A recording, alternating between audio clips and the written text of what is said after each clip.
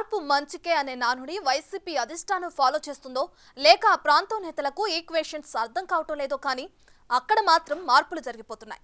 ఎప్పుడేమి జరుగుతుందో తెలియక ఎవరు ఎవరికి సపోర్ట్ చేస్తున్నారో అర్థం కాక పార్టీ శ్రేణులు అయోమయంలో పడ్డారట. ఇంతకీ నేతలతో పాటు పార్టీ శ్రేణులను కలవరపెడుతున్న నియోజకవర్గం ఏమిటి? అలాంటి పరిస్థితి ఎందుకు వచ్చింది? What's the story?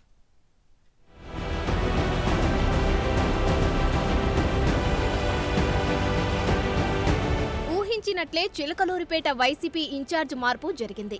మల్లెల రాజేష్ నాయుడును మార్చిన అధిష్టానం అభ్యర్థిగా కవాటి మనోహర్ నాయుడుని నియమించింది. దీంతో ఆ నియోజకవర్గంలో వర్గ విభేదాలు వచ్చాయనే వార్తలు సంచలనంగా మారాయి. ప్రస్తుతం నియోజకవర్గ ఇన్ఛార్జిగా ఉన్న మల్లెల రాజేష్ నాయుడు అధిష్టానంపై అసంతృప్తి వ్యక్తం చేయడం వైసీపీ వర్గాల్లో కలకలం రేపుతోందని టాక్. ఎప్పటి నుంచో నియోజకవర్గంలో కష్టపడి పనిచేస్తున్న తనను కాదని మరో వ్యక్తికి టికెట్ ఇవ్వడాన్ని రాజేష్ నాయుడు అనుచరులు జీర్ణించుకోలేకపోతున్నారు. దీంతో ఆయన భవితవ్యం ప్రశ్నార్థకరంగా మారిందని వైసీపీ నేతలే చెబుతున్నారు.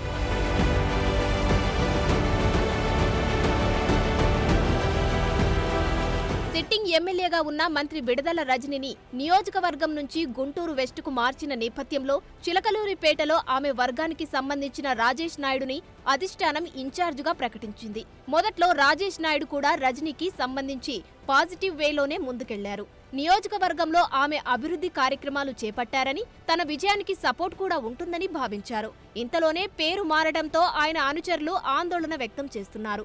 అధిష్టాన నిర్ణయంపై గుర్రుగా ఉన్న రాజేష్ మంత్రి రజనీని టార్గెట్ చేస్తూ ఘాటు వ్యాఖ్యలు చేశారు. గుంటూరు వెళ్లి పోటీ చేయడం కాదని, దమ్ముంటే మనోహర్ను అక్కడకు పంపించి చిలకలూరిపేటలో పోటీ చేయాలని సవాల్ చేశారు. తనకు టికెట్ ఇవ్వని పక్షంలో మర్రి రాజశేఖర్ కు టికెట్ ఇస్తే తాను 20 కోట్లు ఖర్చు చేసి గెలిపించుకుంటానని ఏకంగా సవాల్ విసిరేశారు.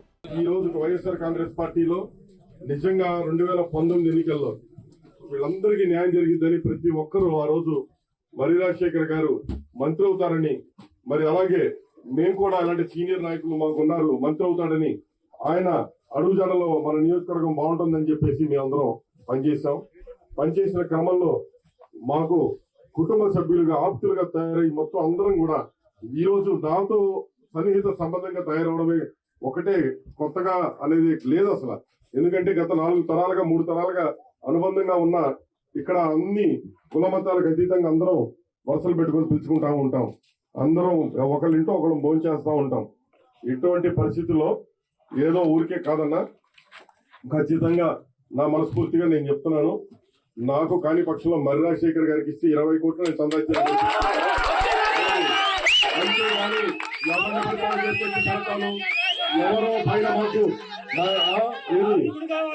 పైన సీఎం ఆఫీస్ కి పిలిచి ఎవరో 2-3 చెబితే వినడానికి అంత భయపడటానికి కాదు.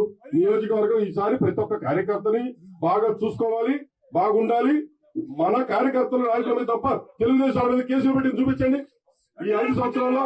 ఓవైపు అధిష్టానం తీర్పుపై ఆగ్రహం వ్యక్తం చేస్తూనే రజనీపైన రాజేష్ వర్గీయులు భగ్గుమంటున్నారు. తమ నేతకు టికెట్ ఇవ్వకపోతే ఊరుకోబోమని హెచ్చరించారు. లేకపోతే ఆయన ఎవరి వైపు ఉంటే వాళ్లనే గెలిపించుకుంటామని సవాల్ చేశారు. చిలకలూరిపేట అభ్యర్థిత్వంపై కార్యకర్తలు అయోమయానికి గురవుతున్నారు.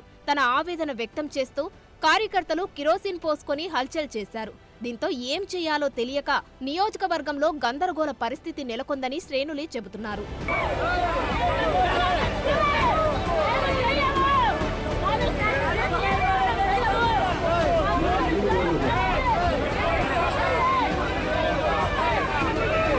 ఇన్ఛార్జ్ మార్పు విషయంలో విడదల రజని జోక్యం ఉందని రాజేష్ నాయుడు వర్గం బలంగా భావించడం వల్లే ఈ పరిస్థితి వచ్చిందని నేతలు చెప్పుకుంటున్నారు. రజనీకి సంబంధించి ఒక వర్గం పనిచేస్తుండగా మర్రి రాజశేఖర్ రెడ్డికి మరొక వర్గం సపోర్ట్ చేస్తుందట. ఈ నేపథ్యంలో చిలకలూరిపేట వైసీపీలో ఏం జరగబోతుందనే అంశం అటు నేతల్లో ఇటు జనాల్లో ఉత్కంఠ రేపుతోంది. తాజా పరిస్థితుల నేపథ్యంలో ఈ అంశంపై వైసీపీ అధిష్టానం దృష్టి పెట్టినట్లు సమాచారం. రజనీ రాజేష్ నాయుడు మధ్య కోల్డ్ వార్ చక్కబరిచేందుకు ఇప్పటికే రంగంలోకి దిగినట్లు తెలుస్తుంది. గుంటూరులో కాపు ఓటింగ్ విడదల రజనీకి సహకరించాలంటే రాజేష్ డిమాండ్ ను ఒప్పుకొని తీరాలి, లేకుంటే పరిస్థితులు తీవ్రంగా మారే అవకాశముందని వైసీపీ అధిష్టానం భావిస్తోంది. ఈ నేపథ్యంలో మరోసారి మార్పులుంటాయా లేక జరిగేది జరుగుతుందనే భావనలో వైసీపీ పెద్దలు ఉంటారా అనేది మరికొన్ని రోజుల్లో తెలియనుంది.